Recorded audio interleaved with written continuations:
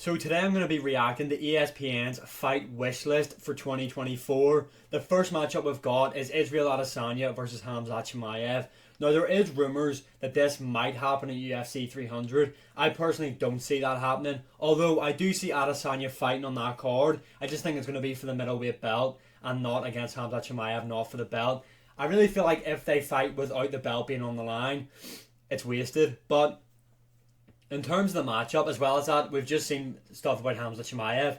The guy looks fucked. The guy looks wrecked. I mean, wish him a speedy recovery. Hopefully we do see him soon. But the guy looked bad. And that's like the second time that's kind of happened. I know whenever the cold was going about, I don't want to get my YouTube channel taken down. Khamzat had issues with that as well. So that might prevent them from becoming champion, to be honest. But anyway, in terms of the matchup stylistically, this has to be a 5-rounder as well. I don't want to see Khamzat in any more 3-rounders. It's shit. Let's put him. Let's actually see, is he championship material? Put him in for 5 rounds.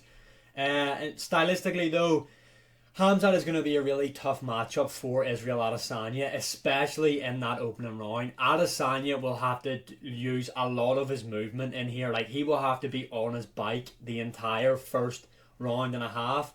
Because if Khamzat gets him down, there's a very high likelihood that Adesanya gets subbed, just because of how aggressive Khamzat Chimaev is when it hits the mat.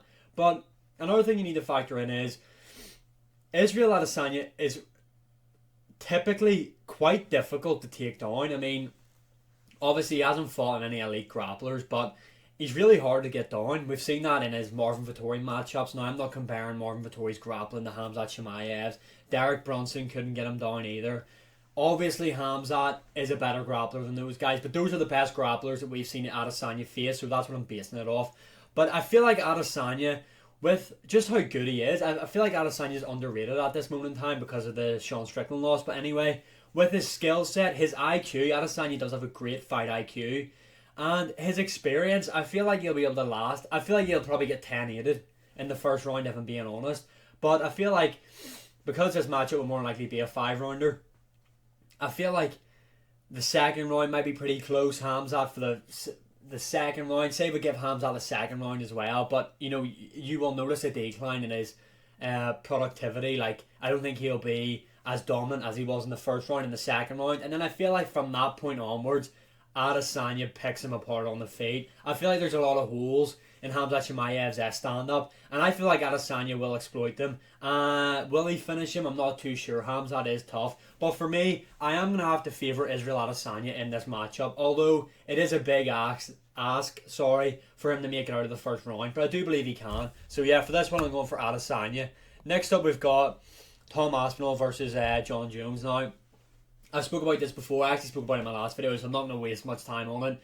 I do believe at this moment in time, in both fighters' career, Jon Jones is basically at the end of his career. Tom Aspinall's coming into his prime. Aspinall stylistically is terrible for Jon Jones. He's a great boxer, fast footwork, and is extremely explosive, and isn't a bum on the ground either. Now, how good's his defensive wrestling? I'm not too sure. We haven't seen that yet. But he's a Brazilian Jiu-Jitsu black belt, so off his back, he's not going to be a bum.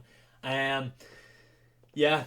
At this moment in time, Tom Aspinall wins this matchup, in my opinion. I'm not going to waste too much time. I've already spoke about it. Similar to this one, Conor McGregor, Michael Chandler confirmed International Fight Week at 185. I don't believe 185, but like I said, Chandler does have the skill set to beat Conor McGregor, but lacks the fight IQ, in my opinion, and will just look to put on a show against McGregor. And McGregor, I feel like, will finish him in the second round by TKO. Then next up, this would be a really interesting matchup, and another fight that is rumoured to be on UFC 300. Now, I'm not sure that will happen because they do have that Mexican Independence Day card, and Alexia Grasso is Mexico's only champion, so realistically, they're probably going to save her for that card. But anyway, I think JangWay would be moving up. I feel like JangWay, yeah, I feel like JangWay at this moment in time, I mean, the fact she's moving up is a bit of a concern, but I just think JangWay just gets better every fight you see her. She's so well-rounded.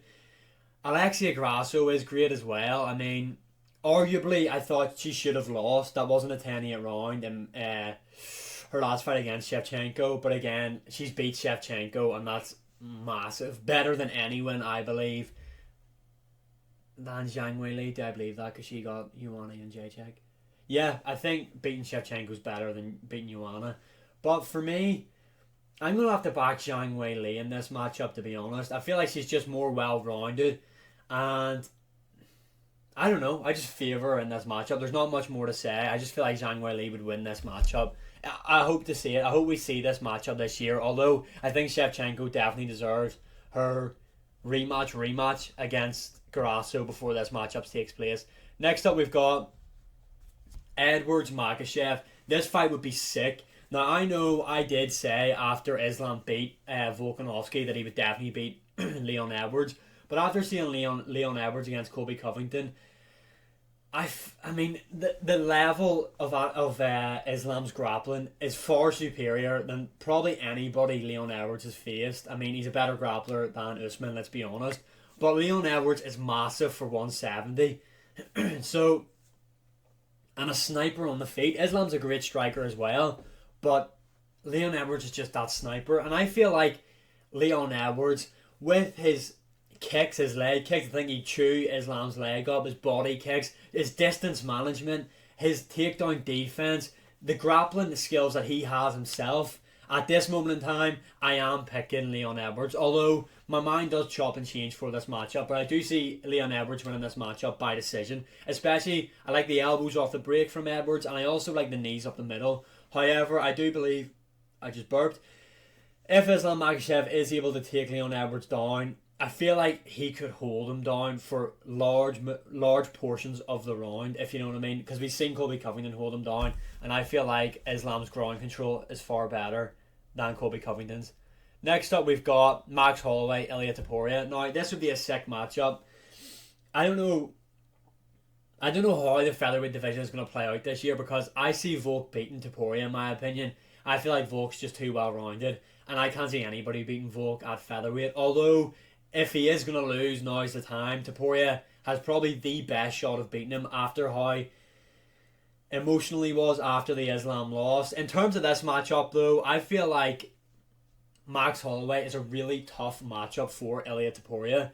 Just because Max Holloway isn't a hard puncher, but his volume, his output is crazy. He doesn't fade. He's much bigger than Topuria, the reach, etc. I feel like this would just be like a typical Max Holloway performance. Unanimous decision win, to be honest. Because realistically, Topuria's not going to knock him out. So, and I just can't see Topuria outboxing him over 5 rounds, just with the volume that Max Holloway puts out. I mean, he could go the grappling route. Topuria is a really good grappler. But I feel like Holloway, just his experience, and like I said, his volume, his output, I feel like I have to favour him in that matchup. Next up, we've got Colby Covington, Dustin Poirier. This would be an amazing matchup, and one I think, like, both guys, what are they going to do in their career now? Dustin Poirier doesn't fight any up-and-coming talent at lightweight. He sits in his position, similar to Colby Covington. He's just had his 3rd shot at the belt and lost. It's a grudge match. It would be a big seller. Book it. I feel like, though, the Colby Covington we've seen against Leon Edwards was terrible, but I feel like we get a vintage Colby Covington performance in this one, and I feel like he'd beat Dustin Poirier by unanimous decision, but that's just my opinion. On the feet, though, Dustin does give Colby a lot of problems, but I'm going to take Colby by decision. Next up, we've got FranZanu versus Renan Fiera, or I don't think I've said his second name right. Anyway, he's a heavyweight in the PFL. Realistically, he's 12-3. He's got some alright wins, but realistically, no heavyweight in the PFL is going to beat FranZanu. FranZanu by first round KO. Next up, we've got, and this is the last one, JangWay Lee, Tatiana Suarez.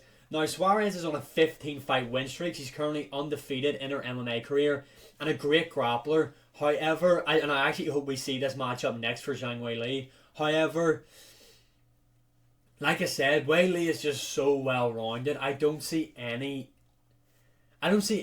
beating her at this moment in time. I feel like JangWay Lee will win this. Although I do think it will be a competitive fight. I do think it will be close. But I do have to favour the more well-rounded fighter, and it is JangWay Lee. So yeah, those are ESPN's fight wish list, whatever you want to call it, for 2024. Those are my picks. Comment your opinion below. Let me know what you think. And as always, like, share, subscribe, comment, all that good stuff. It does really help out. And I will see you again in the next one.